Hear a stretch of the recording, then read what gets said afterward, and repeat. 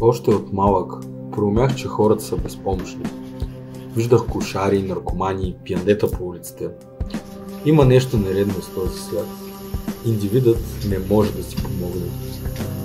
Хората се мразят и се карат постоянно. Някак си изглежда все едно спасение няма. В един момент попаднах на арт-инсталацията I Can't Help Myself. Това е машина, която прибира хидравлична течност към себе си с идеята да се самосмазва, понеже иначе ще умре. Цялата идея на машината е да си помогне ако може, но тя не може. И колкото повече го мисля, толкова повече ми напомня на нас. Просто сме си такива. Това е човешката природа. Така сме създадени. Създадени и безпомощни. Всяка една частица от тялото ти се изтощава, застарява и изнемогва в даден момент. Тоест, едва ли не ти също си една машина. Една машина подчинена на безкрайна и безмислена, неспирна жажда за консумация. Тази лакомия ни кара да се побъркваме и да злоупотребяваме с абсолютно всичко, до което можем да се докопаме. Независимо дали това ще бъдат наркотици и всякакъв тип вредни навици или просто злоупотреба с алкохол.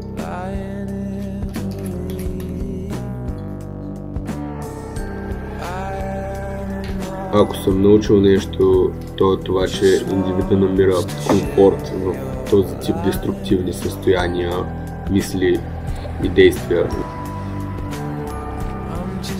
Това ли е живота, който трябва да знам? Винаги можеш да отдаваш своята мъка или своята трагедия в този вид фалшиво спасение. Цената е ясна. Плащаш със здравето си, плащаш със себе си, плащаш душата си. И накрая единственото, което е останало, е това, че предаде себе си. Може би и друг начин няма. Може би героят е роден за да страда. Може би всичко това е просто защото е. И не съществува голяма картинка отвъд това. Предполагам, моята страна на монетата е ясна.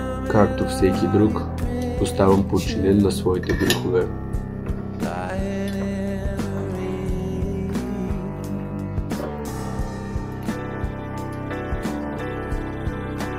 И най-вече, както и за вас, така и за мен, вярвам, че спасение няма.